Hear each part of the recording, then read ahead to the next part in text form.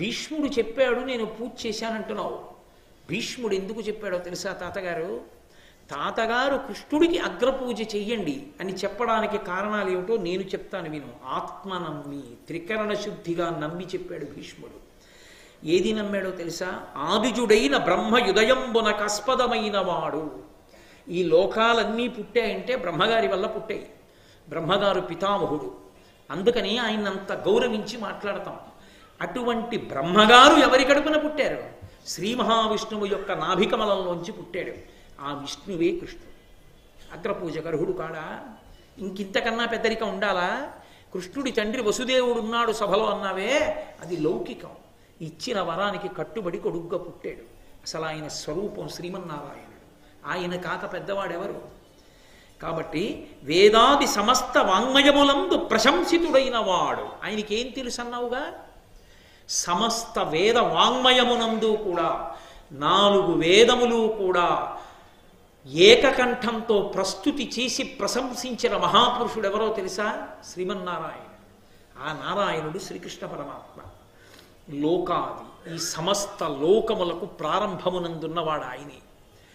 అటువంటి వాడు త్రిలోక పూజ్యుడని ఆత్మనిరింగి నేను పూజ చేయడానికి కాదయా, 3 లోకముల చేత పూజలు అందుకునేవాడు ఆయనే.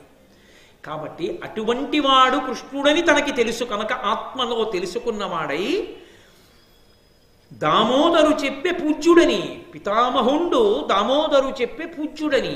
పితామహుడు తాతగారు భీష్మాచార్యుల వారు చెప్పారు, కృష్ణుడు పూజనీయుడయా, పూజ చెయ్యని చెప్పారు. దామోదరుడు మరి అంత గొప్పవాడైతే ఇలా ఎందుకున్నాడంటావేమో, అంత గొప్పవాడై కూడా భక్తులకు చిక్కి ఉంటాడు. అది దామోదర శబ్దానికి అర్థం. దామ్నా ఉదరే మాత్రా భద్ర ఇది దామోదర. అంత గొప్పవాడై సమస్త లోకములను తన బొజ్జలో ఉంచుకున్నవాడై ఉండి కూడా అమ్మ కట్టినటువంటి ఒక తాటికి కట్టబడతాడు అవసరమైతే. లొంగిపోయి, నిజానికి అమ్మ కట్టలేదు. చిక్కడు సిరికౌగిటిలో చిక్కడు సనకాది యోగి చిత్తాబ్జములను చిక్కడు శృతిలితి కావలి చిక్కినతడు లీల తల్లి చేతన్ రోలన్. ఆయన నిజంగా చిక్కేవాడా? ఆయన చిక్కడు సిరికౌగిటిలో, లక్ష్మీదేవి కౌగిటికి చిక్కడు సిరికౌగిటిలో చిక్కడు సనకాది యోగి చిత్తాబ్జములన్, సనకాది మహర్షుల యొక్క హృదయములకు చిక్కనటువంటి వాడు. చిక్కడు శృతిలితి కావలి, వేదము కూడా ఆయన గురించి చెప్పలేదు. అటువంటి వాడు తాను కట్టుబడాలనుకున్నాడు కాబట్టి కట్టుబడ్డాడు. అమ్మ చేత కట్టబడ్డవాడు దేవుడేమిటండి అంటే నీకంతే అర్థమైందని గుర్తు. ఆయన అనుగ్రహించాలనుకున్నాడు యశోదని, అనుగ్రహించాలనుకుని కట్టుబడ్డాడు తప్ప యశోద కట్టలేదు. అంతటివాడు మరి ఇలా ఎలా కనపడుతున్నాడంటామేమో, ఆయన దామోదరుడయా, మన అనుగ్రహించడానికి ఇలా కనపడుతున్నాడు. మన పూజ అందుకోవడం మన అదృష్టం. ఆయన ఇలా ఉన్నాడు కనుక పూజ చేస్తున్నావు. ఆయనే ఒక్కసారి పురుష సూక్తంలో చెప్పినట్టుగా అత్యతిష్ట దశాంగుళం అని ఈ బ్రహ్మాండములన్నిటికన్నా 10 అంగుళముల పైకి పెరిగి నిలబడితే వ్యాపకత్వ శీలము చేత ఎవరు పూజ చేయగలరు? ఇలా ఉన్నాడు కనుక కాళ్ళు కడిగాను, చేతులు కడిగాను, పంచెల చాపు ఇచ్చాను. బ్రహ్మాండం అంతా నిండిపోతే ఎక్కడి నుంచి తెమ్మంటావు పంచెల చాపు?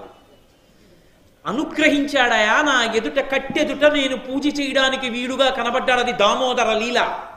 ఆయన లీల అనుగ్రహించాలనుకుంటే అలా దొరుకుతాడు. మమ్మల్ని అనుగ్రహించాడు, నీకు నమ్మకం లేదు ఆయన నారాయణుడని ప్రేలుతున్నావు ఇష్టం వచ్చినట్టు. ఆయన ఎవరనుకుంటున్నావు? అంతటి సనాతనుడు, అనాథి నిధనుడు. అందుకు చెప్పాడు భీష్మాచార్యుల వారు. కాబట్టి కాదంట ఏంటి అగ్రపూజకు అర్హత? పరమార్థ ప్రతిభ తమోహరు అచ్యుతు భీష్ముడు ఎరుగంగా నీ కరిది శిశుపాల పెద్దల చరితం వల్పులకు నెరుగ శక్యమే ఎందును. శ్రీకృష్ణ పరమాత్మ ఎవరో తెలుసుకోవడానికి కావలసినంత సమర్థత ఒకటి ఉండాలి. అన్నీ అందరికీ తెలిసిపోతాయా లోకంలో? కొన్ని తెలియడానికి కొన్ని సమర్థతలు ఉండాలి, కొన్ని అర్హతలు ఉండాలి. ఆ అర్హతలు ఉన్నవాడికే అది అందుతుంది. అందరికీ ఎలా అందుతుంది? కారు పాడైపోతే కారు బాగు చేయడానికి ఒక అర్హత ఉండాలి. సముద్రంలో వెళ్ళిపోతున్నటువంటి ఓడ పాడైపోతే బాగు చేయడానికి ఒక అర్హత ఉండాలి. ఆయన మెరైన్ ఇంజనీర్ అయితే ఈయన కారు మెకానిక్. ఇది బాగు చేసావు కనుక అది బాగు చేయంటే చేయగలడా? దేనికి దానికి అర్హత ఉంటుంది. కృష్ణుణ్ణి తెలుసుకోవడానికి అర్హత ఉంటుంది. అది భీష్ముడికి ఉంది, అందరికీ ఎందుకు ఉంటుంది? ఆ అర్హత లేనివాడివి నీకేమర్థం అవుతుంది? కాబట్టి నీకు అర్థం కాడు కృష్ణుడు. కాబట్టి గురుడని సమస్తలోకోత్తరుడని నీకంటే వృద్ధతములైన నరేశ్వరులచ్యుతు నర్చన నెడగరా అభినందింప నీకు కాదన తగునే. ఈ సభలో ఎందరో పెద్దలున్నారు, మహారాజులున్నారు, వేదవ్యాసుడున్నాడు, పైలుడున్నాడు, నువ్వే అన్నావుగా ఉన్నారని. వాళ్ళందరూ ఉన్నారు. ఏది వాళ్ళు ఎవరైనా అడిగారా? కృష్ణుడు మాకన్నా ఎందులో అధికుడని అడిగారా? అడగలేదే. అగ్రపూజ చూసి సంతోషించారే. వాళ్ళందరూ పెద్దలని నువ్వేడుస్తున్నావు, మేం పెద్దలమని వాళ్ళేం బాధపడలేదే. అంటే వాళ్ళకి తెలుసు కృష్ణుడి పెద్దరికం, తెలియక నువ్వేడుస్తున్నావు. నీకెందుకు అక్కర్లేని ఏడుపు? వాళ్ళ పెద్దరికం ఏదో నేను అవమానించానని నువ్వెందుకు ఏడుస్తున్నావు? నీ ఏడుపు వెనక కారణం ఇంకోటి ఏదో ఉంటుంటాడు. నేను కాదు పక్షపాతంతో పూజ చేసింది, నువ్వు నీ అభిప్రాయాన్ని సభాస్వరూపానికి చొప్పించావు. సభయందు భేదం కల్పించే ప్రయత్నం చేశావు. ఉన్నదున్నట్లుగా అర్థం చేసుకునేటటువంటి శక్తి నీకు లేదు అని శిశుపాలుణ్ణి నింద చేసి కూర్చోపెట్టి మాట్లాడుతుంటే భీష్మాచార్యులు వారు లేచన్నారు, వాడి పేరే శిశుపాలుడు, వాడు శిశువు, వాడికి ఏం తెలుసు? వాడికి ధర్మాధర్మములు అర్థమవుతాయా? వాడికి ఎవరు పూజనీయుడో ఎవరు పూజనీయుడు కాడో అర్థం చేసుకోగలిగినంత శక్తి ఉన్నవాడా? బెత్తెడు రాజ్యం ఉన్నవాడు, నేను రాజుని తగుదునమ్మా అని మాట్లాడుతున్నాడు. అవినయ బుద్ధివై హరికి అర్ఘ్యమయోగ్యము అంటివి, నీవు మూర్ఖవు శిశుపాల, ఇంత పలుకన్ వలసెన్ సభలోనున్న ఈ అవనిపులెల్లా ఆతని దయం పరిముక్తులు, వాని చేత నాహవ జితులు తదీయ శరణార్థులుగా కొరులయ్య చెప్పుమా. శిశుపాల, నువ్వు ఇన్ని మాటలు మాట్లాడుతున్నావు, నా నిర్ణయం తప్పన్నావు, నేను కొన్ని ప్రశ్నలు అడుగుతున్నాను చెప్పు. భీష్మాచార్యుల వారు అడుగుతున్నారు శిశుపాలుణ్ణి. అర్ఘ్యం పుచ్చుకోవడానికి అయోగ్యుడు కృష్ణ భగవానుడు అన్నావు, సరే మంచిదే. ఇక్కడ వరకు వచ్చింది కాబట్టి ఇక దాపరికం అనవసరం. ఇప్పటి వరకు నేను ఆ మాట అనకూడదు, సభను అవమానించినట్టుంటుందని అనలేదు. ఇక్కడి వరకు వచ్చింది కాబట్టి అనేస్తున్నాను. ఇక్కడ ఉన్న ఏ రాజు కృష్ణ పరమాత్మ యొక్క భిక్షగా బయటికి వచ్చిన వాడు కాడో చెప్పమను. జరాసంధుడి చేత కారాగారంలో ఉంటే కృష్ణుడు విడిపించిన వాళ్ళు గారు ఈ వంశాల వాళ్ళందరూ. ఎవరు కృష్ణుడి భిక్షగా బయటికి రానివాడు? ఎవడు కృష్ణుడి చేత ఓడింపబడని వాడు ఇందులో నాకు చెప్పు. నేను కృష్ణుడి చేతిలో ఓడిపోనన్నవాడు, నేను కృష్ణుడి చేత విడిపింపబడలేదన్నవాడు ఒక్కడున్నాడేమో చెయ్యెత్తమను. ఇంతమందికి భిక్ష పెట్టినటువంటి కృష్ణుడి కన్నా క్షాత్రమన్నవాడున్నాడా? ఏమి తెలిసి మాట్లాడుతున్నావు నీకు? కాబట్టి ఆయన మహానుభావుడు, ఆతని దయన్ పరిముక్తులు, ఆయన విడుదల చేశాడు జరాసంధుణ్ణి చంపి. వాని చేత నాహవజితులు, ఆయన చేత యుద్ధంలో ఓడింపబడ్డారు వీళ్ళందరూ. తదీయ శరణార్థులుగా కొరులయ్య చెప్పుమా. ఆయన యొక్క శరణార్థులు తప్ప వీళ్ళందరూ ఇతరులా? నేను అలా అనడం అవమానించినట్టు ఉంటుందని నేను అనలేదు, నువ్వు నా చేత అనిపించావు ఇప్పుడు. కాబట్టి కృష్ణుడి కన్నా క్షాత్రంలో గొప్పవాళ్ళు ఎవరు? కృష్ణుడే క్షాత్రమనందు గొప్పవాడు. ఉత్తమ జ్ఞానవృత్తునా నుండెనేని బాలుడయ్యుడు పూజ్యుండు బ్రాహ్మణుండు, క్షత్రియుడు పూజ్యుడమిత విక్రమ సమృద్ధి, ఉర్విపతులలో అధికుడై ఉండెనేని. బ్రాహ్మణులలో నమస్కారానికి యోగ్యుడెవరు అంటే బ్రహ్మజ్ఞానము కలిగినటువంటి వాడు, విశేషమైన జ్ఞానం ఉన్నవాడెవడో వాడు వయసుతో సంబంధం లేకుండా నమస్కార యోగ్యుడు. వయసులో పెద్దవాళ్ళు కూడా జ్ఞానమున్న చిన్నవాడికి నమస్కరిస్తారు బ్రాహ్మణుల్లో. అలాగే క్షత్రియులు ఎవరికి నమస్కరించాలంటే క్షాత్రమనందు తమకన్నా అధికుడికి నమస్కరించాలి. ఇంతమంది మహీపతుల్ని విడుదల చేసి ఓడించినటువంటి కృష్ణుడి కన్నా గొప్ప మహీపతి ఉన్నాడా? కృష్ణుడి కన్నా జ్ఞానమున్నవాడున్నాడా? ఆయనే సమస్త వేదాంతముల చేత ప్రతిపాదింపబడినవాడు. ఆయన ఊపిరి వేదం. ఆయన కన్నా గొప్పవాడెవరయ్యా? జ్ఞానమునందు గొప్పవాడా? క్షాత్రమునందు గొప్పవాడా? ఏ విషయంలో గొప్పవాడని ఇతరులకు పూజ చేయడం కుదురుతుంది? కృష్ణుడుండగా ఆయనకే పూజ. ఈ రెండు కారణముల మురారాతి అర్ఘ్యమునకు అర్హుడు, జగదాధారుండు మాకు కాదు సదారాధ్యుడు, విష్టపత్రయావాసులకు. ఈయన ఈ రెండు కారణముల చేత అగ్రపూజ చెయ్యడానికి కేవలం మాకే కాదు, ఆయన సమస్త లోకములలోని వాళ్ళు పూజ చేయడానికి అర్హత అంటూ పొందియున్నవాడెవరైనా ఉంటే కృష్ణుడొక్కడే. ఆయనకే జరగాలి అగ్రపూజ, తప్ప ఇంకెవరికి చేస్తారు? కాబట్టి కృష్ణుడికి చేయమని చెప్పాను. వృద్ధులొక లక్షయున్నను బుద్ధియే ఎవ్వరికి వారి పూజింపంగా, ఈ ధరణీశులలో గుణవృద్ధిని పూజించితిమి త్రివిక్రమ భక్తిని. వృద్ధులు ఎందరో ఉండొచ్చు, కానీ గుణముల చేత వృద్ధుడు కృష్ణుడు. అందుకని ఆయన్ని పూజ చేశాం. నీకొక విషయం తెలుసా? మేము భక్తితో పూజ చేసింది త్రివిక్రముణ్ణి, చురక పెట్టాడు. ఆయన ఎవరో తెలుసా? కనీసం రాజు కాడంటున్నావే నువ్వు, ఆయన తలుచుకుంటే దేవేంద్రుడికి రాజ్యాన్ని ఇస్తాడు. రాచరికాలన్నిటికీ నేనే రాజుని అని చెప్పి అందరినీ ఓడించి నేను రాజునన్న బలిచక్రవర్తిని పాతాళానికి తొక్కాడు, ఇంద్రుడికి రాజ్యం ఇచ్చాడు. ఇచ్చినప్పుడు ఇదంతా తనదే అని నిరూపించి చూపించాడు. ఇంతంతైవటుడు ఇంతయై మరుగుతానింతై అభోవీధిపై అంతై చంద్రునకంతయై ధ్రువునిపై అంతై మహర్మాటిపై అంతై సత్యపదోన్నతుండగుచు బ్రహ్మాండాంత సంవర్తి. ఆ రోజున బలిచక్రవర్తి దానం చేసేటప్పుడు బ్రహ్మాండం అంతా నిండిపోయాడు కదా త్రివిక్రమ స్వరూపంతో. ఆయనదే ఇదంతా, ఆయన భిక్ష అందరికీ తలప ముక్క పెట్టి మీరు రాజులని సంతోషించండరా అని వాళ్ళు సంతోషిస్తే వాళ్ళ సంతోషం చూసి తను సంతోషిస్తున్నాడు.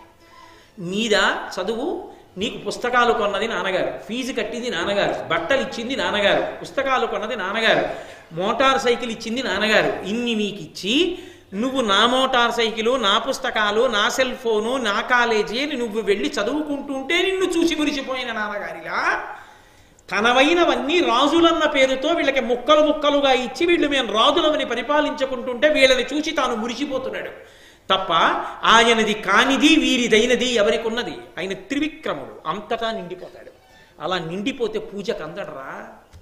ఇలా ఉన్నాడు కాబట్టి పూజ చేశాను. నీకేమర్థం అవుతుంది ఆయన త్రివిక్రమ స్వరూపం, ఆయన వ్యాపకత్వం నీకేమర్థం అవుతుంది? సహస్రశీర్ష పురుష సహస్రాక్ష సహస్రపాత్ సభూమిం విశ్వతో వృత్వా అత్యతిష్ట దశాంగుళం. ఈ సమస్త బ్రహ్మాండములు నిండిపోయినది వ్యాపకత్వం చేత విష్ణు తేజస్సు అంటే. కాబట్టి పూజితుల తృప్తులగుదురు భూజనులురు అచ్యుతుండు పూజితుడగుడు తేజమున జగత్రితయము పూజితమై తృప్తి నొందు పుణ్య సమృద్ధి. ఎవరైనా ఒక బ్రాహ్మణుణ్ణి తీసుకొచ్చి పూజ చేస్తే, ఎవరైనా ఓ పెద్ద ఆయన్ని తీసుకొచ్చి మీరు పెద్దవారండి అందుకు పూజ చేశామంటే నాకు అగ్రపూజ చేశారని ఆయన సంతోషిస్తాడు. కృష్ణుడికి పూజ చేస్తే 3 లోకములు సంతోషిస్తాయి. ఇవాళ కృష్ణుడికి పూజ చేయడం వల్ల కృష్ణుడు సంతోషించాడు అనుకుంటున్నావా? 3 లోకములు సంతోషించాయి. ఏడిచిన వాడు ఎవరైనా ఉంటే నువ్వు ఒక్కడివే కనపడుతున్నావు. కాబట్టి ఆయన పూజ లోకమునకు శుభంకరము, లోకమంతటికి సంతోషకరము.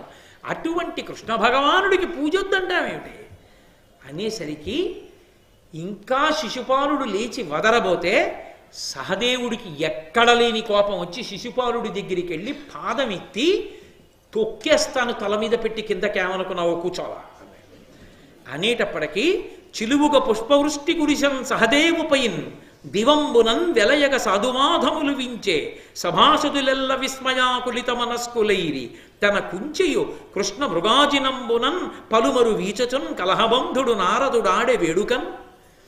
సహదేవుడు కాలెత్తి ఆ శిశుపాలుణ్ణి తొక్కేస్తాననేటప్పటికీ కృష్ణుడి మీద ఇన్ని పనికి మాలిన మాటలు మాట్లాడిన వాడిని తొక్కేస్తానని లేచిన వాడొకడు ఉన్నాడని పైనుంచి పుష్పవృష్టి కురిసిందిట. అది చూసైనా బుద్ధి తెచ్చుకోవద్దు శిశుపాలుడు. మూర్ఖత్వం అన్న మాటకే అర్థం అది. అది ప్రారంభం నుంచి ఉన్న వైరం. పైనుంచి పుష్పవృష్టి కురిసింది. అకస్మాత్తుగా అంతరిక్షంలో బ్రహ్మాండమైనటువంటి మంగళ తూర్యనాదములు వినపడ్డాయి. సభలో ఉన్న వాళ్ళందరూ హడిలిపోయారు. అయ్యబాబోయ్, కృష్ణుడు ఎంత పూజనీయుడో ఈ విషయాలు బట్టే తెలుస్తోంది. ఇప్పుడు ఏం జరుగుతుందో ఇంకా మాట్లాడతాడా ఏమి ఈ శిశుపాలుడు, అది వాళ్ళ భయం ఇప్పుడు ఇంకా అని.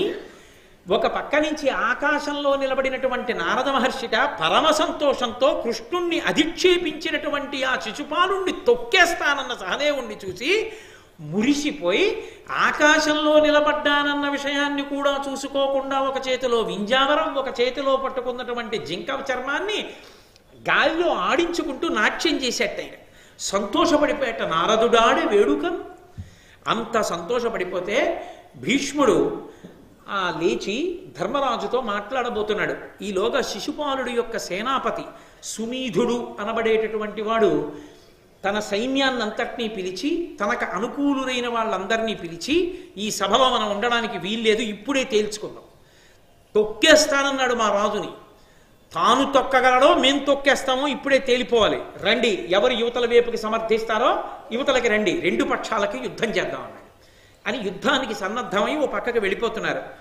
ధర్మరాజు గారు కంగారు పడిపోయి పరిగెత్తుకుంటూ భీష్మాచార్యుల వారి దగ్గరికి వెళ్ళి, తాత తాత ఏమిటి అకాల కలహం, నా మర్యాద పోతోంది, వింటల్లేదు శిశుపాలుడు, సభ 2 వర్గాలుగా చీలిపోయింది, యుద్ధం దాకా వెళ్ళిపోయింది, ఎలా ఇప్పుడు రక్షకత్వం ఎక్కడి నుంచి ఏర్పడుతుంది అంటే భీష్ముడు అన్నాడు నవ్వి, నీ యజ్ఞమునకు విఘ్నము చేయగ నోపుదురెయరులు, జితదైత్యుడు నారాయణుడు యజ్ఞపురుషుడజేయ పరాక్రముడు దీని చేకుని కావన్. ఏమిటి పిచ్చి ధర్మరాజా, ఇంకా నీకు వాళ్ళందరూ యుద్ధం చేస్తారా, నీతో యుద్ధం చేసి నీ యాగం పాడు చేయగలరు అనుకుంటున్నావా? వాళ్ళ తరమే రాక్షసుల్ని దునుమాడగలిగినటువంటి వాడు నారాయణుడు, యజ్ఞపురుషుడు, సాక్షాత్ శ్రీ మహావిష్ణుడు కృష్ణస్వరూపమై ఇక్కడ కూర్చుని యజ్ఞాన్నంతటినీ సంరక్షిస్తుండగా శిశుపాలాదులు సైన్యంతో కలిసి భంగం చేయగలరా? ఎందుకయ్యా ఈ పిచ్చి, కృష్ణుడే రక్షిస్తాడు, కూర్చోవాలా అని చైద్యునికైపూని సన్నద్ధులయ్యున్న ఈ రాజులిందరు ఈ క్షణంబ హరి అల్గి చూడు అంతకక్షయమున కరిగిడు వార ఘోరాహవమున దమఘోషనందను దర్పంబునిప్పుడు ఎడగెడు కడు బెక్కులయ్యు కుక్క లిభకుంభ దళన మహిష్ట నిష్ఠుర నఖ ముకుడగు హరిమీద మురిగి ఏమి సేయునోపు కృష్ణు సింహ పరాక్రము ఎరగకున్న వారె ఎల్లవారు అనిన భీష్మ పలుకులవి కర్ణశూలంబులైన చేదినాథుడు అగ్రహించి. వీళ్ళేం చేస్తారా ఈ రాజులందరూ, తమ వాడి అయినటువంటి గోళ్లతో సింహం పరిగెత్తుకొచ్చి వెళ్ళిపోతున్నటువంటి ఏనుగు యొక్క కుంభస్థలం మీదకెక్కి ఆ కుంభస్థలాన్ని చీల్చి ముత్యాలని వెదజల్లి ఏనుగు కుంభస్థలంలో ఉండేటటువంటి మాంసపు ముద్దల్ని తన పంజాతో పైకెత్తి నోటితో పట్టుకు తిని నెత్తుటితో మాంసంతో కూడినటువంటి నోటితో సింహం నడిచి వెడుతుంటే ఊర కుక్కల గుంపులు చేరి అరుస్తాయి. సింహం దగ్గరికి ఎడతాయా? వీళ్ళు అరిచి పక్కకెళ్లే వాళ్లే కానీ కృష్ణుడి మీదకి యుద్ధానికి రాగలరా? నీకెందుకు భయం ధర్మరాజా, అలా కూర్చో. భీష్ముడు ఈ మాట అంటే శిశుపాలుడికి ఎక్కడలేని కోపం వచ్చింది భీష్మాచార్యుల వారి మీద. లేచి, ఏమిటో కృష్ణుడు కృష్ణుడు కృష్ణుడు కృష్ణుడు అని అంత పొగుడుతున్నావే, ఏమి కృష్ణుడి గొప్పతనం నాకు తెలియదు అనుకుంటున్నావా? పూతనాఘాతంబు చేత నేతరమైన శకటంబు త్రోపును చరణహతి వీకతో గడు బూచు మ్రాకుల విరుపును వాల్మీకమాత్ర పర్వతము నెత్తికొని లావుగలడు బీడన 7 దివసంబులునికియు వృషభ వదయును ననంగా పమ్మిన కృష్ణు బీరంబులు ఒగడుచునున్న నీ నాలుక ఒక్కడయ్యు వ్రయ్యవలయు 100 వ్రయ్యలుగాగా అట్లైన గాని చాలవతని పొగడ ఎల్లదాని నేన ఎరుగుదు ఎందువాడర్ఘ్యదాన యోగ్యుడయ్య చెప్పుము. అయినా వినడు, అది మూర్ఖత్వం. లేచి అంటాడు, పూతనాఘాతంబో, ఏమిటి కృష్ణుడు చేసిన గొప్పతనం? తల్లిని చంపాడు, అదే ఆ గొప్ప. పాలిచ్చినటువంటిది తల్లి లాంటిది. పూతన తన స్తన్యంతో పాలివ్వడానికి వచ్చింది, చంపేశాడు. తల్లిని చంపడం కాదు, స్త్రీని చంపడం కాదు, ఆడదాన్ని చంపినవాడు గొప్పవాడా? మనకి వక్రపాండిత్యం ఉండాలి, కానీ ఎదుటివారు ఎంత మంచివారైనా సరే తప్పని మాట్లాడవచ్చు. కాబట్టి పూతనని చంపలా, స్త్రీవధ దోషం కాదు, తల్లి లాంటి దాన్ని చంపడం. చేతనేతరమైన శకటంబు త్రోపును చరణ నిహతి, అది ఏం పెద్ద ప్రాణంతో ఉందా, తిరగబడుతుందా, కత్తి ఉందా, కర్ర ఉందా చేతిలో? ఓ బండిని పాదంతో తన్నెట్టు, అదో పెద్ద లీల, శకటాసుర సంహారమే. నేనంటలేదు మహాప్రభు, శిశుపాలుడు అన్నాడు. కాబట్టి శకటంబు త్రోపును చరణ నిహతి వీకతోగడు బూచు మ్రాకుల విరుపును, బాగా బూజు పట్టేసి పుచ్చు పట్టేసి ఇలా తోస్తే విరిగిపోయేటటువంటి 2 మద్ది చెట్ల మధ్యలో రోలు పట్టుకులాగి పడగొట్టేసట, అదో పెద్ద లీల. ఇక వాల్మీక మాత్ర పర్వతము నెత్తికొని లావుగలడు వీడన 7 దివసంబులునికియు, ఓ చిన్న చీమల పుట్ట ఎంత ఉంటుందో అంత పుట్టాలంటే ఓ కొండనో దాన్ని ఇలా పైకెత్తి 7 రోజులు పట్టుకున్నట్టు, అదో పెద్ద లీల. గోవింద పట్టాభిషేకం, మహానుభావుడు, ఆయన తప్ప ఎవరు చెయ్యగలరు? బాలుండాడుచునాథపత్రమని సంభావించి పూగుత్తి కెంగేలందల్చిన లీలలేనగబుతో కృష్ణుండు తానం మహాశైలమ్మన్ వలకేలదల్చి విపుల ఛత్రమ్ముగా పట్టె తద్బీలాభృత్యుత దుశ్శిలాచకిత గోపీ గోప సంయుక్తికి అంటారు పోతన గారు. 7 రోజుల పాటు 7 రాత్రులు 7 పవళ్ళు ఓ చిన్న పువ్వునెత్తి పట్టుకున్నట్టుగా కొండనెత్తి పట్టుకున్నాడు, చీమల పుట్టంత పుట్టనెత్తి పట్టుకున్నాడు అంటున్నాడు. అది పెద్ద గొప్ప. వృషవధయును ననంగా, అసలు లోకంలో చెయ్యకూడనివి ఏమైనా ఉంటే 2, స్త్రీవధ గోవధ, 2 కృష్ణుడు చేశాడు అంటున్నాడు. ఓ ఎద్దును చంపాడు కృష్ణుడు, ఎద్దును చంపడం గోవధ కాదా అసలు ఆవులకి అత్యంత ప్రీతిపాత్రమైంది ఏమిటి అంటే ఒక వృషభాన్ని తీసుకొచ్చి దాని మధ్యలో కట్టడం. అసలు మహాఘోరాతి ఘోరమైన నేరం ఏమిటో తెలుసా? సహజంగా అవి కూడా సంతోషించి ఒక ఎద్దుతో కలిసి గర్భం ధరించవలసినటువంటి ఆవుకి కృత్రిమంగా వీర్యాన్ని ఎక్కించి గర్భం ధరించేట్టు చేయడం. ఆవు మాత్రం ఆ సంతోషాన్ని పొంది అది చైతన్యవంతమైన ప్రాణిని కడుపులో పొందద్దు. అందుకని ప్రత్యేకంగా అచ్చుపోసి ఒక ఆబోతును వదులుతారు. వృషత్సోజ్జనము అని ఎవరైనా పెద్దలు శరీరాన్ని విడిచిపెట్టేస్తే ఎద్దుని విడిచిపెడతారు. విడిచిపెడితే అది మహాపుణ్యం, గోసంతతి వృద్ధికి కారణం అవుతుంది. గోసంతతి వృద్ధికి కారణము వృషభము. అటువంటి వృషభాన్ని చంపడం గోవుల్ని చంపడం కాదా? మరి ఇతను చంపలేదా ఎద్దుని? వృషభాసుర సంహారము అని ఒకనకొకప్పుడు చేశాడు కృష్ణుడు. ఆయన చేసింది ఎద్దుని చంపలేదు, ఆవుల్ని దూడల్ని ఎద్దుల్ని కాశాడు ఆయన. ఒక రాక్షసుడు ఎద్దు రూపంలో వచ్చి కృష్ణుడి మీద పడితే దాని కొమ్ము పెరిగి ఆ కొమ్ముతోనే పొడిచి చంపాడు దాన్ని. అది రాక్షసుడు, ఆ ఆకారంలో వచ్చింది అది. దాన్ని మార్చి ఎద్దుని చంపాడు అంటున్నాడు. అది వక్రపాండిత్యం అంటే. కాబట్టి ఇటువంటి వాణ్ణి పొగుడుతున్నావు కదా, నాకు అనిపిస్తోంది భీష్మ, నీకు ఒక్క నాలిక కాదు 100 నాలుకల కింద చీరుకుపోతే 100 నాలుకలతో పొగుడుదు అని. కృష్ణుడిని పొగుడుతావా పట్టుకుని? అతనికి ఎంత యోగ్యుడో ఎంత గొప్పవాడో నాకు తెలియదు అనుకుంటున్నావా? ఎందువాడర్ఘ్యదాన యోగ్యుడయ్యే చెప్పుమా? ఎందువల్ల దానానికి అర్ఘ్యానికి యోగ్యుడు అగ్రపూజ కృష్ణుడికి అంటే ఇది చెప్పు నాకు అని. జననిందితమయినీయం ధనపచ్చతయను అధర్మమది ఉండంగా ధర్మ నివృత్త చరిత్రక నీ అనుశాసనమెట్టు నమ్మనగు జనములకు. అసలు చెప్పడానికి నువ్వెవడు? కృష్ణుడికి అగ్రపూజ చేయమని చెప్పానంటున్నావు కదా.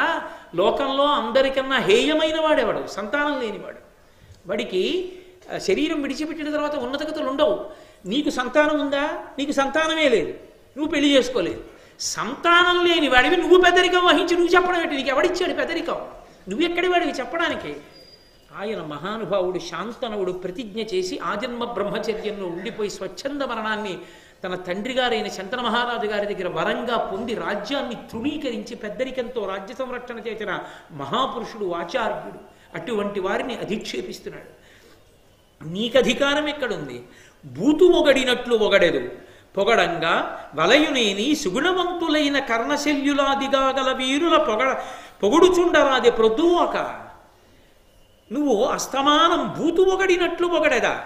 ఈడ అస్తమానం ఏదో భట్టు పొగుడుతుంటాడు పక్కన నిలబడి, అలా పొగుడుతున్నావు కృష్ణుణ్ణి. అస్తమానం కృష్ణుణ్ణి పొగడ్డం తప్ప నీకు ఇంకో పని లేదా? నీకంత పొద్దు పోకపోతే ఎవరినో ఒకళ్ళని పొగడాలనుకుంటే ఇదిగో కర్ణుణ్ణి పొగుడు, శల్యుణ్ణి పొగుడు, వాళ్ళు మహాత్ముడు. అది శిశుపాలుడంటే. ఆయన తీర్పు అంటే అలా ఉంటుంది, ఆయన స్థాయి అలా ఉంటుంది. కాబట్టి అదిగో వాళ్ళని పొగడవయా, రాత్రనక పగలనక కృష్ణుణ్ణి పొగుడుతాడు. పుణ్యమా పురుషార్థమా? ఎందుకు అతన్ని పొగుడుతావు అనేసరికి భీమసేనుడికి ఎక్కడలేని కోపం వచ్చింది.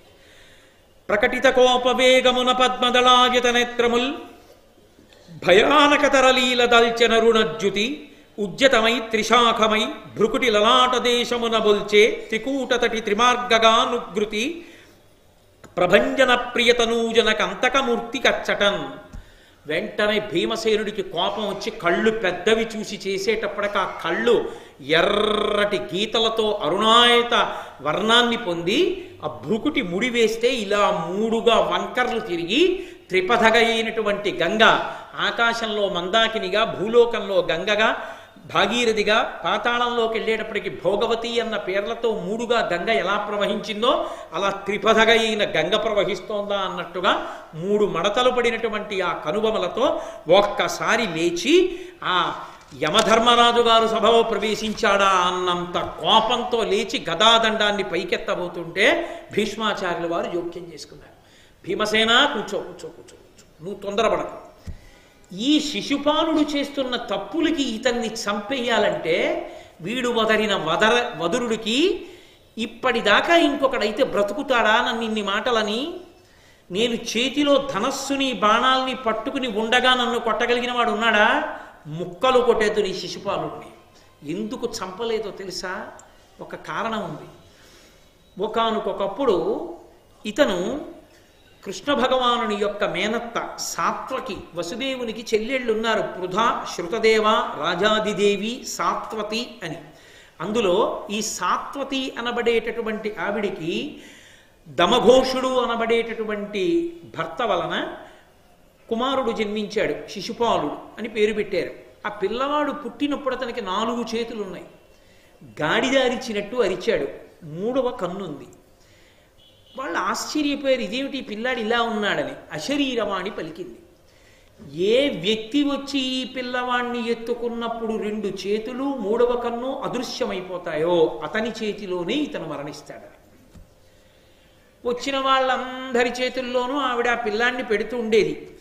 సాత్వతి ఎవరి చేతిలో పెడితే 2 చేతులు 3వ కన్ను అదృశ్యం అవుతుందో వాడి చేతిలో వీడు మరణిస్తాడు కనుక వాడినైనా మనం ప్రార్థన చేద్దాం సంపద్దని. ఆఖరికి మేనల్లుడు వచ్చాడు. కృష్ణ పరమాత్మ బలరాముడు కలిసి వచ్చారు ఒక రోజున. బలరాముడి చేతిలో పెట్టింది అలాగే ఉన్నాడు, కృష్ణుడి చేతిలో పెట్టింది 2 చేతులు అదృశ్యమైపోయి 3వ కన్ను అదృశ్యమైపోయి. వెంటనే సాత్వతి మహాతల్లి ఏడిచింది కృష్ణుడిని చూసి, నా మేనల్లుడివి, నీ బావ, వీడిని చంపేస్తావా? నీ చేతిలో పెడితే 2 చేతులు 3వ కన్ను అదృశ్యమయ్యాయి, వీడిని మన్నించు అంది. తాను అడిగావు కాబట్టి మాటిస్తున్నాను, 100 తప్పుల వరకు మన్నిస్తాను. 100 తప్పులు పూర్తయిపోయిన తర్వాత చంపేస్తాను. 100 తప్పులు చెయ్యకుండా నీ కొడుకుని కాపాడుకో, నేను వాడి జోలికి వెళ్ళను అన్నాడు. అలాగేనండి. అప్పటి నుంచి లెక్క పెడుతున్నాను వీడి తప్పులన్నీ. వాడు తప్పులు చేస్తూనే ఉన్నాడు. ఎన్ని తప్పులు చేశాడో తెలుసా? ప్రాజ్యోతిషంబున భగదత్తుపై నేను ఓయిన ఈతడన్యాయ వృత్తి ఇట బాల వృద్ధులకెల్ల భయంబుగా ద్వారకాపురి కాల్చి వీరులైన భోజ రాజన్యులు పొలతులతోడ రైవతకాద్రి క్రీడాభిరతి ప్రమత్తులయ్యున్నవారల అదయుడై వధించి దేవాభుడగు వసుదేవు చేయు అశ్వమేధమునకు అభ్యర్జితంబైన హయమునపహరించి యజ్ఞమునకు విఘ్నమాచరించి వీడు అతిపాపుడై బభ్రు భార్య తనకు భార్య చేసి. ఈ శిశుపాలుడు చేసిన తప్పులన్నీ ఇన్ని కావు. అప్పుడు మాట్లాడుతున్నాడు కృష్ణ భగవానుడు. నిజమే, భీష్మాచార్యుల వారు చెప్పింది సత్యమే. ఈ శిశుపాలుడు ఇతపూర్వమే ఎన్నో దోషములను ఆచరించి ఉన్నాడు. అయినా నేను మా అత్తకిచ్చిన మాట కొరకు ఇన్నాళ్ళు ఊరుకున్నాను. ఒకటి కాదు, ప్రాజ్యోతిషంబున భగవదత్తుపైనేము ఓయిన ఈతడన్యాయ వృత్తి ఇట బాల వృద్ధులకెల్ల భయంబుగా ద్వారకాపురి కాల్చి. ఒకానొకప్పుడు ప్రాగ్జ్యోతిషపురాన్ని పరిపాలిస్తున్న భగదత్తుడి మీదకి నేను యుద్ధానికి వెళ్ళిన సమయాన్ని చూసి, చిన్న పిల్లలున్నారు, పెద్దవాళ్ళున్నారు, వాళ్ళు చనిపోతారేమో అని కూడా చూడకుండా ద్వారకా నగరాన్ని అంతటినీ కాల్చేశాడు. ఎందరో చనిపోయారు. అలాగే వీరులైన భోజరాజన్యులు పొలతులతోడ రైవతకాద్రి క్రీడాభిరతి ప్రమత్తులయ్యున్నవారల నదయుడై వధించి. ఒకానొకప్పుడు ఆ వీరులైనటువంటి భోజరాజులందరూ కూడా రైవతకాద్రి మీద తన భార్యలతో క్రీడిస్తున్న సమయాన్ని చూసి వాళ్ళందరూ యుద్ధానికి సన్నద్ధంగా లేని సమయంలో వాళ్ళనందరినీ వధించి చంపేశాడు. దేవాభుడగు వసుదేవు చేయున అశ్వమేధమునకు అభ్యర్జితంబైన హయమునపహరించి యజ్ఞమునకు విఘ్నమాచరించి. మా తండ్రి అయిన వసుదేవుడు అశ్వమేధయాగం చేస్తుంటే ఆ అశ్వమేధయాగంలో విడవబడినటువంటి గుర్రాన్ని ఎత్తుకుపోయి యాగానికి అభ్యంతరాన్ని కల్పించాడు.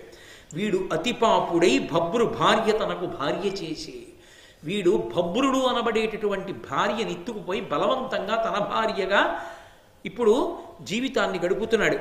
ఇంతటి దౌర్భాగ్యుడు. ఇప్పటిదాకా వీడు వదరినటువంటి మాటల వలన వీడు చేసిన 100 తప్పులు పూర్తయిపోయాయి. కాబట్టి ఇప్పుడు సభామధ్యమందు ఇంతమంది చూస్తుండగా శిశుపాలుణ్ణి సంహరిస్తానని కృష్ణ పరమాత్మ ప్రతిజ్ఞ చేశారు. అప్పటికి కూడా పొగరనగనటువంటి శిశుపాలుడు లేచి, నీకూర్మియు నీయలుకయు నాకవి ఏమిటికి దుర్గుణ ప్రియ మొదలన్నాకిచ్చిన ఆ కన్యక చేకొని నీకిట్లు పలుక సిగ్గును లేదే. నువ్వు నన్ను ప్రేమిస్తే ఆవిడకు కావాలి, నువ్వు నన్ను ద్వేషిస్తే ఆవిడకు కావాలి. 100 తప్పులు చేశాను, లెక్కలు పెట్టుకున్నాను అంటున్నావు. ఇప్పుడు లెక్కలు పెట్టుకుని ఏం చేస్తావు? నన్ను చంపుతావా? నువ్వెక్కడ చంపగలవు నన్ను? అయినా నీకున్న దుర్గుణాలు 1, 2 ఇప్పుడు బయటపడ్డాడు చచ్చిపోయే ముందు. నేను చేసుకుందామనుకున్న పిల్లని ఎత్తుకుపోయినవాడా, మొదలన్ నాకిచ్చిన ఆ కన్యక చేకుని నీకిట్లు పలుక సిగ్గును లేదే. నేను చేసుకుందామనుకుని అన్నీ సిద్ధం చేసుకున్న తర్వాత పిల్లని ఎత్తుకుపోయి నువ్వు పెళ్లి చేసుకున్నావే, నీకు సిగ్గే ఇట్లేదా? నీ చేసుకుందామనుకున్న అమ్మాయిని పెళ్లి చేసుకుని మాట్లాడుతున్నావు అనేసరికి పరమాత్మ ఒక్కసారి సుదర్శన చక్రాన్ని స్మరించారు. అని శిశుపాలుడు ఉండొకట అప్రియముల్ హరిపల్కుచున్నచో అనల శిఖాళిదూలదనుజంతక చక్రము రాజచక్రమెల్లను భయమంద మూర్ధ వికలంబుగ నప్పుడు చేసే చేదినందను తనువున్ బృహద్రధు ఉధిరధారలు బోరన మీది కొల్కగన్. ఒక్కసారి ఆ సుదర్శన చక్రాన్ని స్మరించి విడిచిపెడితే అది వచ్చి శిశుపాలుని యొక్క మస్తకాన్ని కత్తిరించేసి ఆ కంఠం శరీరం నుంచి విడిపోయి కింద పడిపోయింది. అందులోంచి రుధిరధారలు అంటే నిత్తుటి ధారలు పైకి చిమ్మాయి. శిశుపాలుడు మరణించడం వరకు చాలా తేలిగ్గా చచ్చిపోయాడు కృష్ణుడి చేతిలో. పెద్ద విశేషం కాదు. ఆయన చక్రం విడిచిపెట్టాడు, చచ్చిపోయాడు. అప్పటి వరకు ఆ కంఠం కలిసి ఉన్నంతసేపు అక్కరమాలిన మాటలు ఎన్నో మాట్లాడాడు. ప్రహ్లదమీది ఇట్లు శిశుపాలుడు వజ్రహతద్రితుల్యుడై త్రిల్యడు బానిదైన పృథుదేహము వెల్వడి తేజమంబరం బెల్ల వెలుంగ వచ్చి పరమేశ్వరు దేహము సొచ్చే విస్మయోత్ఫుల్ల విశాల నేత్రుల ఈ భూపతులెల్లను చూచుచుండగన్. ఆ శిశుపాలుని యొక్క కంఠం కత్తిరించబడగానే, ఆ తల విడిపోయి కింద పడిపోగానే ఆయన యొక్క కంఠంలోంచి, ఆ తెగిపోయిన కంఠంలోంచి ఒక దివ్యమైనటువంటి జ్యోతి బయటికి వచ్చింది. జ్యోతి బయటికి వచ్చి అది ఆకాశ మార్గంలోకి పైకెక్కింది. ఆ వెలుతుర్ని సభాసదులందరూ ఒక్కసారి ఆశ్చర్యంతో చూశారు. ఆ చూడబడినటువంటి దివ్యమైన తేజస్సు సభామంటపంలోకి దిగి వచ్చి కృష్ణ భగవానుడిలోకి ఐక్యమైపోయింది. ఆ శిశుపాల వధతో ఆ మయసభలో జరిగినటువంటి రాజసూయపు అగ్రపూజ పూర్తయిపోయింది. ప్రారంభం జరాసంధ వధ, చిట్ట చివర శిశుపాల వధ. ఈ శిశుపాల వధ మనకి అనేకమైనటువంటి విషయాల్ని చెప్తుంది. అందుకు మహాభారతంలో సభాపర్వంలో అత్యంత కీలకమైనటువంటి ఘట్టంగా చెప్పబడుతుంది. ఒకటి కృష్ణుడికి అగ్రపూజ, రెండు భగవానుని యొక్క అపారమైన కారుణ్యమునకు పరాకాష్ఠ శిశుపాల వధ. ఎందుకని? ఎప్పుడో తన ద్వారపాలకులుగా ఉన్నటువంటి జయ విజయులు సనక సనందనాది మహర్షుల చేత శపింపబడ్డారు. శపింపబడి ఒకానొకప్పుడు హిరణ్యకశిపుడుగా ఉన్నటువంటి వాడే ఈ జన్మలో శిశుపాలుడిగా వచ్చాడు. కృష్ణుడి మేనత్తలలో ఒకావిడికి శృతదేవ అన్నవాడికి దంతవక్త్రుడు అన్న పేరుతో రెండవ వాడు పుట్టాడు. ఆయన కృష్ణుడి చేతిలోనే మరణించాడు. ఈయన కృష్ణుడి చేతిలోనే మరణించాడు. కారణం, వైరభక్తితో వచ్చారు. వాళ్ళు పుట్టుకతోనే వైరభక్తి వాళ్ళది. వైరభక్తి అంటే ఎప్పుడూ భగవంతుణ్ణి నింద చేయడమే వాళ్ళ పుట్టుకే. ఎందుకు అంటే మీతో నేను మనవి చేశాను, నింద చేయడానికి క్రోధం కారణం. క్రోధానికి కారణం వైరభక్తి ఎందుండదు. అది ఉంటే తప్ప వాళ్ళు భగవానుణ్ణి చేరరు. కాబట్టి ఆ శిశుపాలుడు పుట్టుకతోటే కృష్ణుని యందు విరోధి. అశరీరవాణి పలికింది అంటే అర్థం ఏమిటంటే శరీరము లేనిది పలికింది. శరీరము లేనిది పలకదు ప్రపంచంలో. శరీరం ఉంటేనే పలుకుతుంది. శరీరము లేనిది ఎలా పలుకుతుంది? పలకదు. అశరీరవాణి పలికింది అంటే వేదం చెప్పింది అని గుర్తు. వేదమునకు శరీరం ఉండదు, కానీ వేదం చెప్పింది అంటాం మనం. వేదము పలికింది. వేదమేమని పలికింది? శిశుపాలుడు ఛేదిభూపాలుడు. ఛేదిభూపాలుడు అన్న మాటకు అర్థం ఏమిటంటే చిత్త ప్రభవము, కామము. ఆ కామమే, కామక్రోధములు రెండు పుట్టుకొస్తుంటాయి. రావణ కుంభకర్ణులుగా, శిశుపాల దంతభక్తులుగా, హిరణ్యాక్ష హిరణ్యకశిపులుగా వచ్చాయి. అందులో కామము శిశుపాలుడు, క్రోధము దంతభక్తుడు. కాబట్టి ఆయన పేరు శిశుపాలుడు, ఛేదిభూపతి. అందుకే కామము చిత్త ప్రభవము, మనసులోంచి పుడుతుంది. ఆ కామస్వరూపమైనటువంటి ఈ శిశుపాలుడు ఒకనాడు ద్వారపాలకులలో జయ విజయులలో ఒకడు.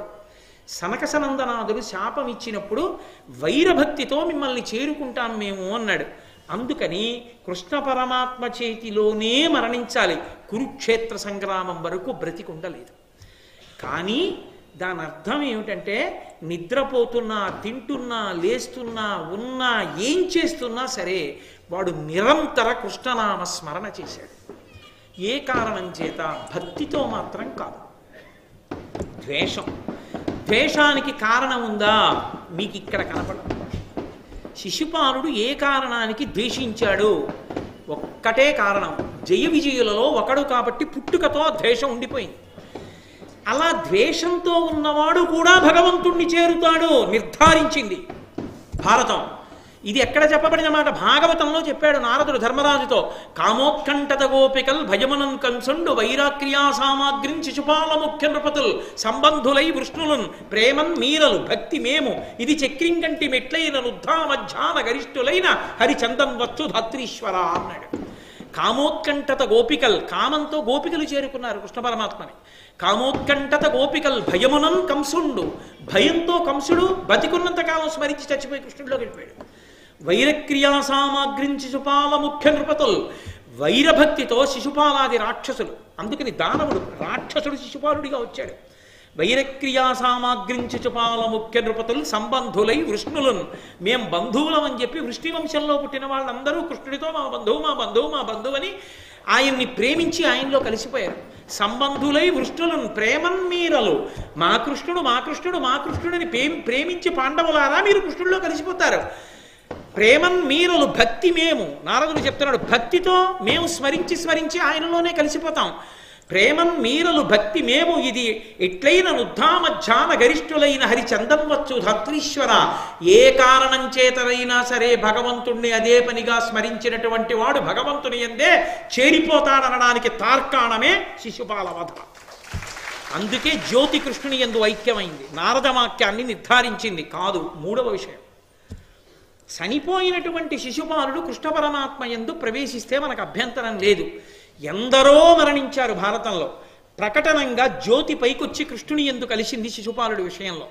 మరి శిశుపాలుడి విషయంలో అలా ఎందుకు జరిగింది అంటే, శిశుపాలుని యొక్క జ్యోతి తన యందు ఐక్యమవడం లోకం చూడడానికి వీలుగా అనుగ్రహించినది కృష్ణుడే. అది మయసభ గొప్పతనం. ఆ మయసభలోనే జరిగింది ఆ విశేషం. పరమేశ్వరుడు అనుగ్రహిస్తే తప్ప ప్రాణోత్క్రమణమైన తర్వాత జ్యోతి ఎటు వెడుతోందో ఎవ్వరికీ కానరాదు, ఎవ్వరికీ తెలియదు. అది పరబ్రహ్మస్వరూపాన్ని పొందేసినటువంటి వ్యక్తి జ్ఞానము చేత బ్రహ్మవిత్ బ్రహ్మైవ భవతి, బ్రహ్మమును తెలుసుకుని బ్రహ్మమైన వాడు తన శరీరాన్ని విడిచిపెట్టి వెళ్ళిపోయే ముందు 10 మందికి చూపించి వెళ్ళగలడు, జ్యోతిగా వెళ్ళగలడు. భగవాన్ రమణులు వెళ్ళారు అలా, అరుణాచల పర్వత శిఖరంలోకి వెళ్ళిపోయారు. అంతమంది చూస్తుండగా రాత్రి 8 గంటల చిల్లరకి బయటికి వచ్చి జ్యోతి అరుణాచలం కొండ మీద తిరిగి వేగంగా కొండలోకి వెళ్ళిపోయారు. ఆయన దర్శనమిచ్చారు. మళ్ళీ అలా కృష్ణ పరమాత్మ అనుగ్రహించాడు శిశుపాలుని యందలి జ్యోతి పైకి లేచి తన యందు ఐక్యమవడం కనపడడానికి. ఎందుకని? భీష్మవాక్కుని నిజం చేయడానికి. పెద్దవాడైన భీష్ముడు ఆత్మ నమ్మి చెప్పాడు, ఆయన సాక్షాత్ పరాత్పరుడురా అనాధి నిధనుడురా అని చెప్పాడు. భీష్ముడు నమ్మి చెప్పాడు తప్ప నమ్మకం లేక నోటి మాటగా చెప్పింది కాదు. అవును నేను పరాత్పరుడని మీ కన్నులతో చూడడానికి వీలుగా ఇక్కడ కూర్చున్నాను. అగ్రపూజకి నాకన్నా యోగ్యుడు ఉండడు. ధర్మరాజు చేసిన పూజ చేత ధర్మరాజు ధన్యుడు, చూసి మీరు ధన్యుడు అని లోకానికి నిరూపించడానికి అగ్రపూజలో ఆ జ్యోతి కృష్ణ పరమాత్మ యందు కలిసింది. ఇంత గొప్ప దర్శనాన్ని చూసి కూడా మారిన వారు ఉన్నారా సభలో? దుర్యోధనాదులు ఏమైనా మారారా? మారలేదు. అది లోకం యొక్క విశేషం. మూర్ఖత్వంతో పుట్టి మూర్ఖత్వం వదులుకోవడానికి సిద్ధపడని వాడికి పరమేశ్వరుడే కట్టెదుట ప్రమాణాన్ని చూపించినా వాడు నమ్మలేడు. కృష్ణుడొక్కడున్నాడటు వైపు చాలురా అని నమ్మలేకపోయాడు. పైగా కృష్ణుడిని కట్టేస్తానన్నాడు రాయబారంలో. అది దుర్యోధనుడి అమాయకత్వం. అమాయకత్వం కాదు, తెంపరితనం, మూర్ఖత్వం కలిపురుషుని యొక్క అంశ. అంటే కురుక్షేత్రంలో జరగబోయే యుద్ధంలో కృష్ణుడు ఎటున్నాడో అటు విజయం సంభవిస్తుందని చెప్పకుండా చెప్పాడు. ధర్మ సంస్థాపన జరుగుతుందని, అధర్మం నశించిపోతుందని నోటితో చెప్పకుండా చెప్పినటువంటి ఘట్టం సభాప్రంభంలో, మయసభలో, అగ్రపూజలో శిశుపాల వధ. ఇన్ని కారణముల చేత శిశుపాల వధ విశేషమైనటువంటి ఘట్టంగా చెప్పబడింది. అది వధకి సంబంధించిన ఘట్టమైనప్పటికీ ఆ జ్యోతి దర్శనము చేత కృష్ణ పరమాత్మ అగ్రపూజ అందుకున్న కారణం చేత అక్కడ ఆయన విశ్వరూప ప్రదర్శనాన్ని ఇవ్వనప్పటికీ భారతంలోనే అనేక చోట్ల విశ్వరూపాన్ని ప్రదర్శించాడు. కానీ అక్కడ మాత్రం నేను పరాత్పరుణ్ణని చెప్పలేదు. చెప్పకుండా శిశుపాలుని జ్యోతి తనయందు ఐక్యమవడం ద్వారా తాను పరాత్పరుణ్ణని నిరూపించాడు. చూసి అర్థం చేసుకున్న వాళ్ళు ధన్యాత్ములు. ఎవరు మనసులో ఆ భక్తితో నిలబడ్డారో ఆ భక్తితో నిలబడి చూసిన భీష్మ, ద్రోణ, కృపాచార్య, ధర్మరాజ, భీమ, అర్జున, నకుల, సహదేవ, వ్యాస, పైల మహర్షులందరూ కూడా, ఇటువంటి మహాత్ములందరూ కూడా తరించిపోయారు ఆ దర్శనం చేత. ఇంత చూసి కూడా అర్థం కాక ఇంకా కృష్ణుడు సామాన్యుడు అవతల పక్కన ఉంటే మాత్రం ఏ ఉరుగుతుందనుకున్న వాళ్ళు తమ అధర్మ ఫలాన్ని తాము వండుకుని తిని మరణించారు కురుక్షేత్రంలో. అందుచేతనే కురుక్షేత్ర యుద్ధానికి అంతటికీ కూడా సూచనగా ఎక్కడ ధర్మం ఉన్నదో, ఎక్కడ కృష్ణుడు ఉన్నాడో అక్కడ విజయం ఉంటుంది. పరిపూర్ణావతారమైన కృష్ణుడు పరాత్పరుడే. రామావతారంలో అలా తెలియదు. రాముడు నేను మనుష్యుణ్ణి, నేను ఈశ్వరుణ్ణి కానంటాడు. కృష్ణావతారం అలా కాదు, పరిపూర్ణావతారం తానెవరో తాను చూపిస్తుంటాడు. అలా చూపించినటువంటి అద్భుతమైన ఘట్టం శిశుపాల వధ.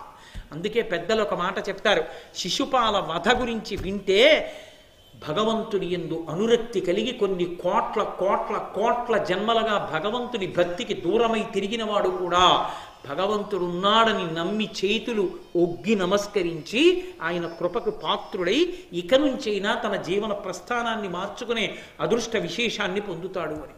అంతటి సర్వోత్కృష్టమైన ఘట్టం శిశుపాల వధ.